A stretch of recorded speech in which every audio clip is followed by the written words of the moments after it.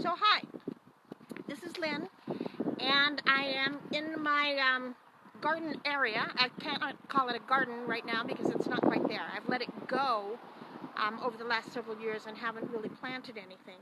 This year, with the food shortages and things, I've decided that I want to get back into making a garden, and so we've talked about companion planting already, and today we're going to talk about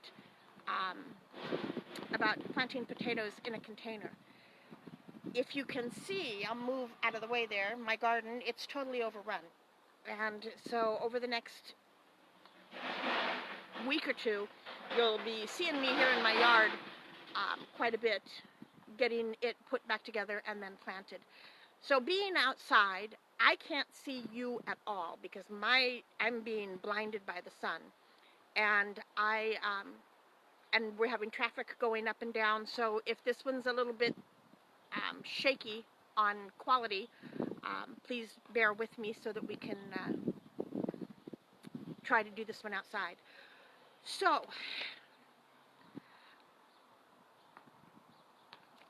the reason that I'm planting the potatoes tonight is because tomorrow is the full moon.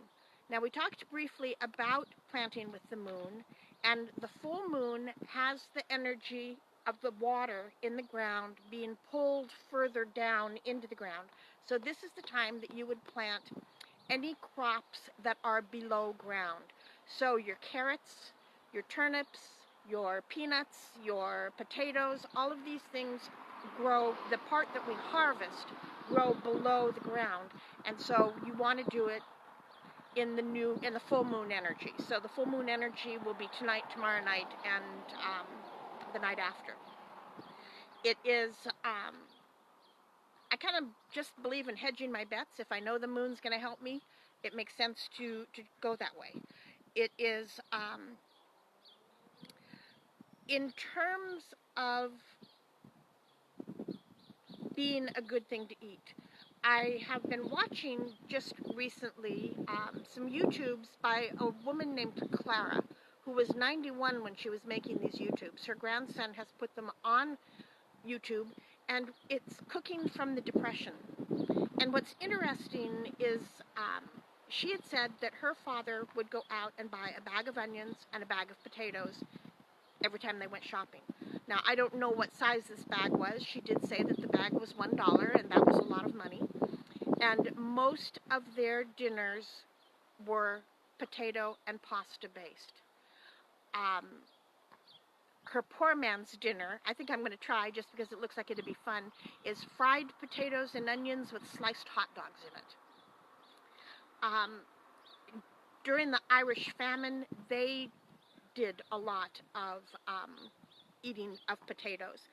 Now, according to the United States Potato Board, one medium-sized potato is only 110 calories and provides a healthy source of potassium, iron, vitamin C, and vitamin B6. If you eat your potatoes with the skins on, it contributes 2 grams of fiber. So if you're making them yourself, then you're not putting chemicals on them. They're an incredibly healthy food for you to eat and is very filling. There's a lot of different potatoes. I mean, I sometimes I get the gold potatoes, sometimes I get the red potatoes, sometimes I get the russet potatoes. Now, the russet potatoes are considered a hard potato. So if you are thinking about trying to grow enough potatoes to keep some, to store them and keep them for some time through the winter, you're going to want to go with russets. And so that's what I'm planting today, is russets. They have the russet potatoes have a higher starch content, which makes them a good choice for baking or mashing. They make great French fries, and I can't think of anything that is wrong with doing the russet potatoes. Now, we're going to talk a little bit towards the end also about storing the potatoes, and so your frugal hint for today is you can make homemade frozen French fries. And all you do to make your homemade frozen French fries is slice the potatoes like you would for French fries, and then blanch them in oil. Now, if you don't have a deep fryer, you can do it in a frying pan. And then, once you've blanched them, then you put them on a cookie sheet, not touching each other, and put them in your freezer until they're frozen. Once they're frozen, you gather them up and put them in a bag and put them in your freezer, and voila, you have frozen French fries that you can bake, and they'll taste just like the store-bought frozen French fries. If you choose to not do your planting your potatoes, Cash and Carry carries grade B bakers for $10, 50 pounds of them. So as we are looking at some food shortages coming up, potatoes are a good, inexpensive way to get some good protein and good nutrients in your body. Now, you have to find, now it's 7 o'clock and the sun's going down, but you want to plant your potatoes where it's sunshiny. It is, because it takes 8 to 10 hours of sunshine to grow a good harvest of potatoes. Now, the other thing you're going to do, and I'm going to pull them, here's my potatoes. So, you take your potatoes and you cut them where the eyes are. It is, and when you plant them, you're going to plant them eyes up, okay?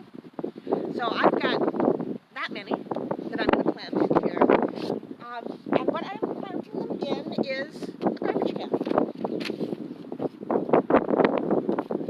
So, first thing you need to do is ruin the garbage can, because you need to put holes in here for drainage. If you don't have holes in here, what you're going to end up with is rotted potatoes because they were sitting in water.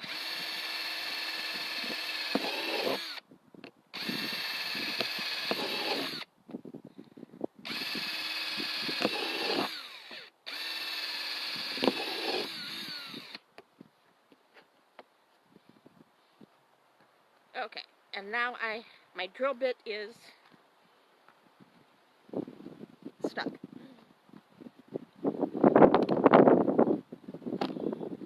This is why they don't let me play with the power tools very often. We're going to do 2 more holes.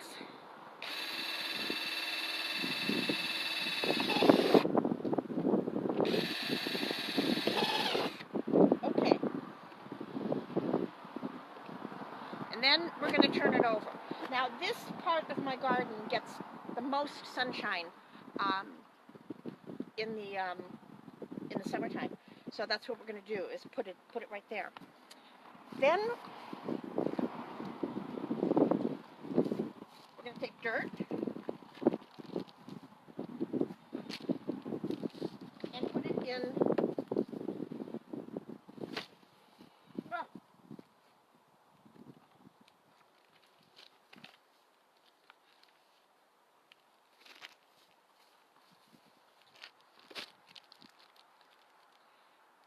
Now you want to have a good, reasonable amount of dirt in the bottom, and then you want to put 2 inches of dirt on the top of it.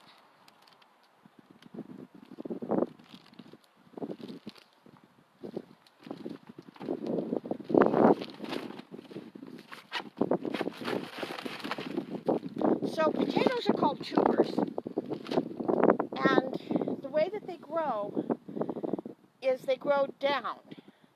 You've got, it is not considered the root of the potato, unlike horseradish, which is the actual root, or turmeric. It is, they branch off, so kind of looks like lungs if you look at the underground area. Now we're going to put these potatoes in with the eyes up, and you want to give them some space.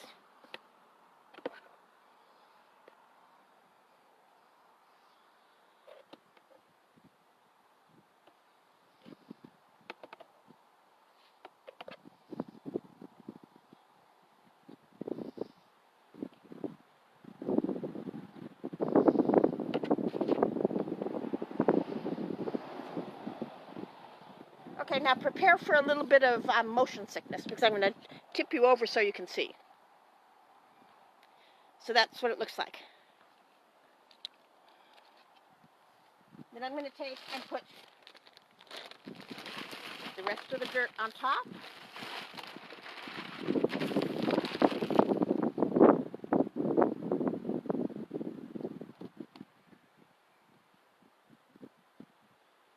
Now this dirt was out here last night when we had the thunder showers, and so consequently the dirt is very wet, and because of that I am not going to actually water the dirt because that would make it too wet.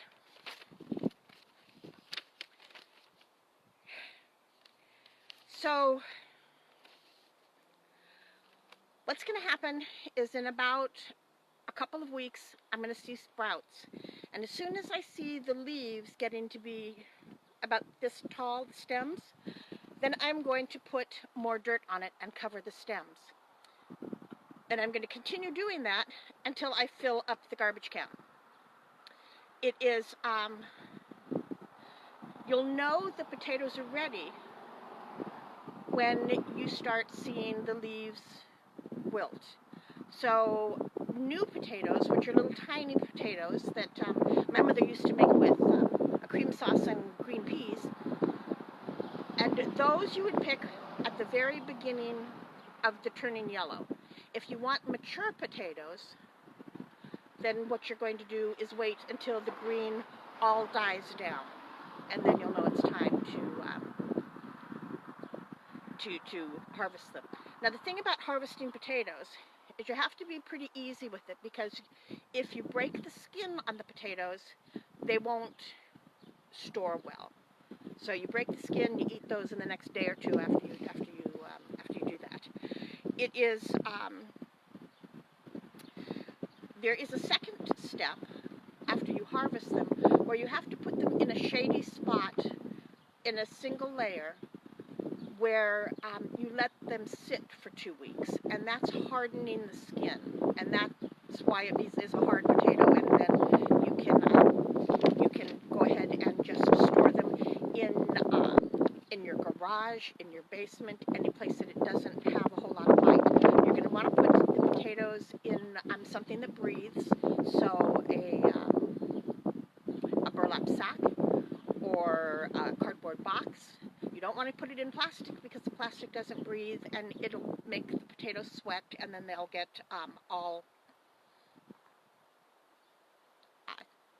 they'll get spoiled and rotten. It is you want to check your potatoes when you're doing root cellaring, and that's what this is like a root cellar. Is you want to make sure that you frequently go down and check them, because if one of the potatoes starts to spoil or starts to grow, you want to get it out of there, because that will encourage the others to do the same thing. So it is so this is something that you have to check on with great regularity. It is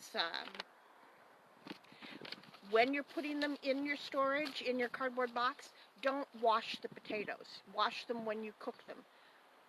Because again, it's the dirt is an extra layer of protection. It is, and you don't want to put your potatoes with apples or onions, because apples and onions will also create a gas between the two of them that will make them spoil faster.